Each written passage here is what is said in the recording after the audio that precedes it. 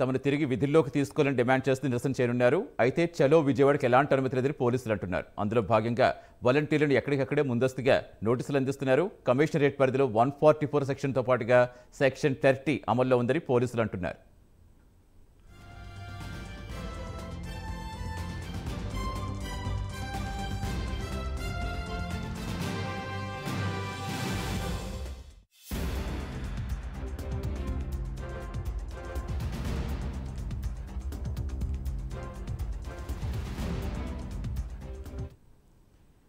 ఏపీలో వాలంటీర్లు చలో విజయవాడకు పిలుపునిచ్చారు. తమను తిరిగి విధుల్లోకి తీసుకోవాలని డిమాండ్ చేస్తూ నిరసన చేయనున్నారు. అయితే చలో విజయవాడకి ఎలాంటి అనుమతి లేదని పోలీసులు అంటున్నారు. అందులో భాగంగా వాలంటీర్లకు ఎక్కడికక్కడ ముందస్తుగా నోటీసులు అందిస్తున్నారు.